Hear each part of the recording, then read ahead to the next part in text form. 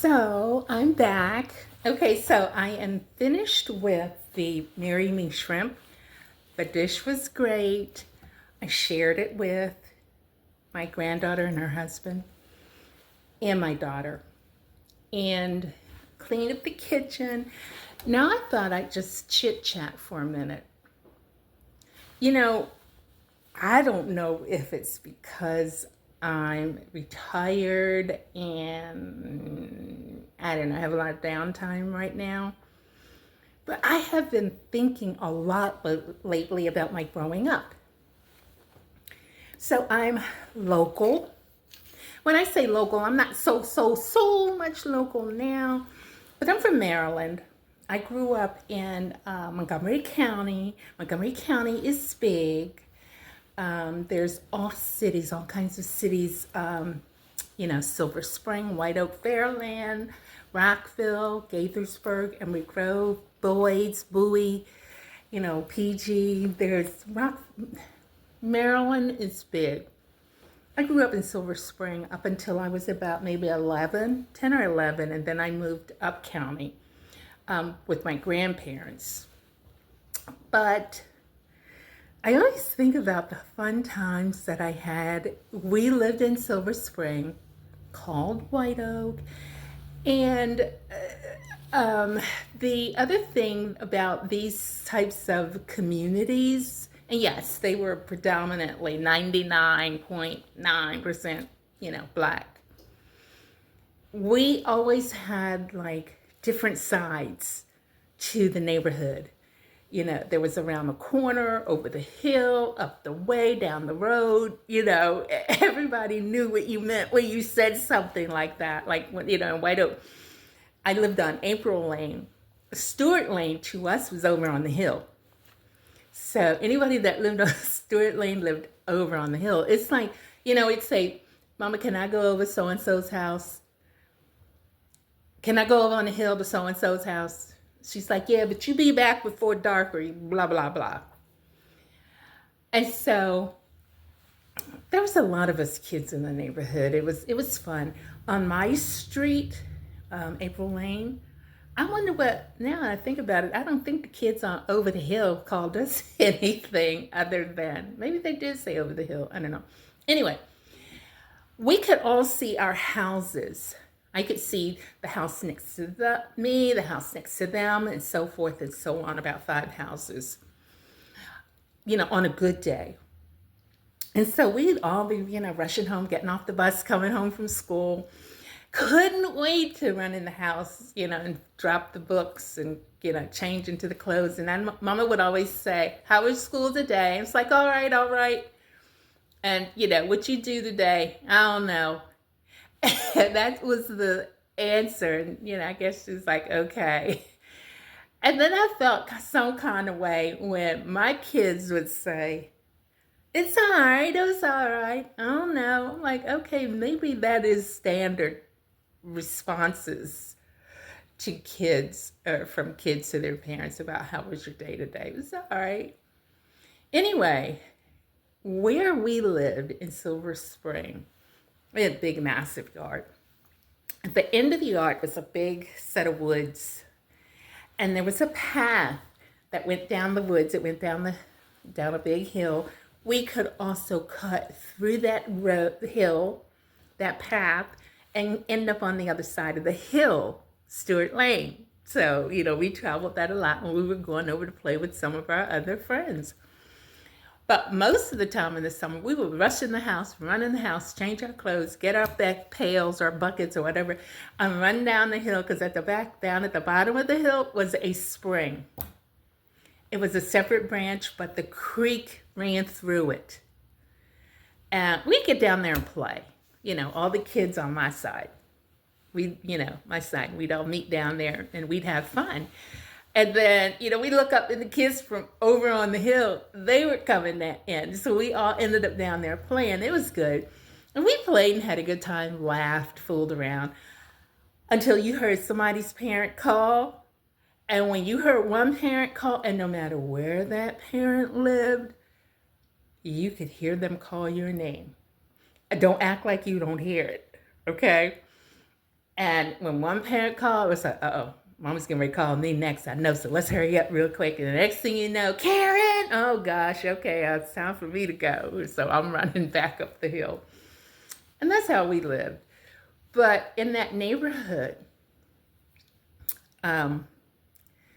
we did all kinds of things. You know, we played softball in my yard because we had the biggest backyard. That was, I'm not going to say it was free from trees. I don't know how Mama's rose bushes and peach trees did get torn down, because sometimes we use those as a base. But, you know, it was a lot of fun. We just, you know, play softball. The people next door, and I don't want to say names because I don't want people to say, you're just telling all our business. So the people next to us had a huge field, and we would play dodgeball in their yard. So, you know, because they had the big yard for dodgeball and kickball. You know, so we all ended up, you know, playing. It was fine. We didn't have any problems. The other thing we always played was, you know, because we didn't have, our driveway was not paved. It was like a gravel kind of thing, but after, you know, 20, 40 years of driving on it and us riding our bikes, it became kind of smooth. And so all the boys would play outside with their dump trucks. Me too.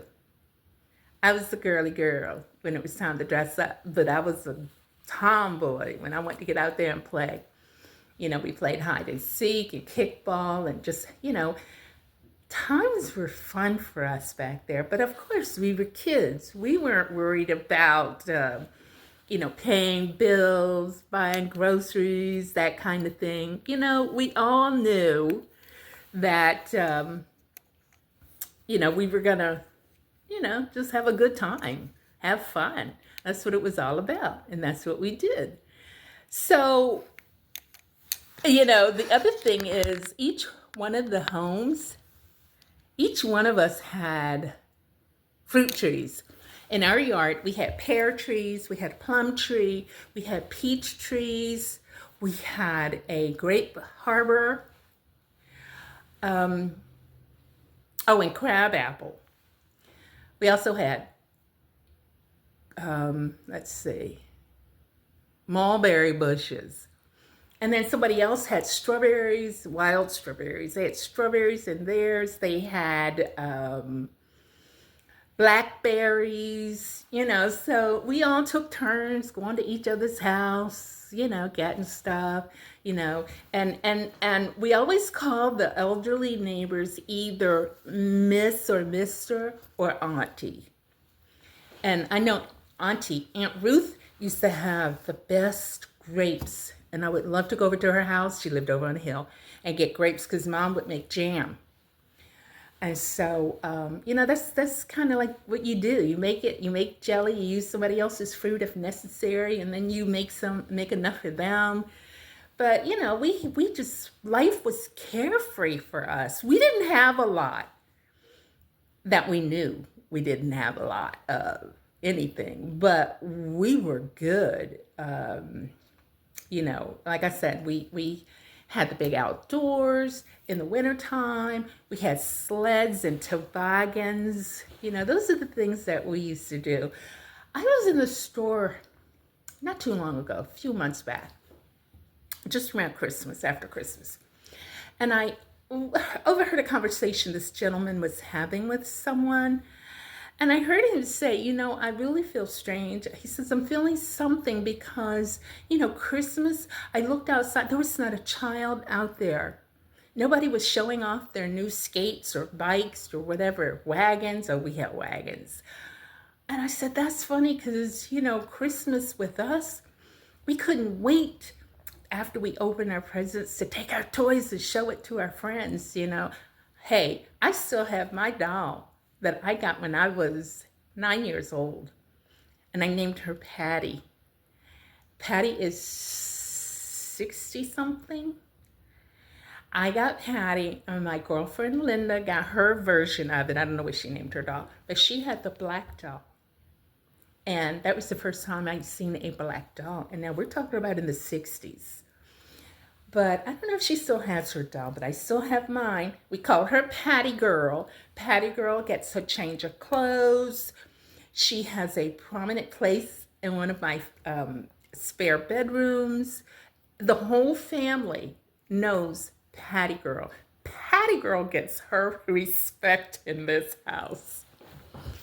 And so, I always think about it. And I'm like, why? I'm like, well, it's good to be able to look back on the past and say, you know what? I had a good growing up. I can remember having a good time. And my kids, when I got married and had kids, they were happy to go down grandma's on the weekend because all the cousins and everybody else and friends was there. It was that family connection. Everybody would go down and we'd cook out, or whatever. There was always something. But my oldest daughter, who has 2 children, her kids don't know that life. And then my oldest daughter is now a grandmother. She has 4 grandbabies, and they don't know that life. They don't know that part about me, Gigi. So that's why she's like, Mom, you need to record this so that, the kids can think of you as, something other than Gigi, who's always in here baking or whatever. But I have great nieces and nephews who don't know that part of my life either. So, it's good history. There's a lot of history that they don't know about. And so I'm going to try to keep these stories going after I make something or do something or work on something. I'm going to stop and chit chat for a little bit just so you can get to know me and, all the crazy comical things that I did, as a kid. I mean, I was the queen of jacks. The jacks and the little red ball. Ain't no way in the world I could get down on the floor now on my knees and try to play jacks. And I don't even know if these kids know how to do that. These kids are in the electronics age. They don't want to jump rope like we did. I mean, we did double dutch, hopscotch. We did all kinds of stuff. At night, we were playing hide and seek. These kids in my neighborhood do play tag. I have seen them do that. And just so you'll know, my granddaughter and her husband live next door. And so their kids are out playing, and all the neighborhood kids, and they do play hide and seek in my yard. And, that's okay. So, I just enjoy having them around. Just to see them do things, but they still look at me like, yeah, no, Gigi, we're not doing all of that. We're modernized kids. So it's like, okay, but my daughters, they did. They love to do that kind of stuff. When we lived, when my kids would get down to my grandma's, to their grandma's house, they picked mulberries or blackberries, and honey, let me tell you, growing up, I can tell you for a fact, kids don't do that now. We had honeysuckle vines, and there was nothing like pulling that honeysuckle stem out and getting that infinitesimal little bit of dew on your tongue. Just that teeny tiny taste was like so sweet. I don't think kids can do that anymore, if there are even any honeysuckles around. But, we had a lot of that stuff growing up. So we had nature. So anyway, I hope you'll try my shrimp dish. That's just like 10 minutes. As I said, I prepped first. I, made sure that I peeled and cleaned. My shrimp were already deveined.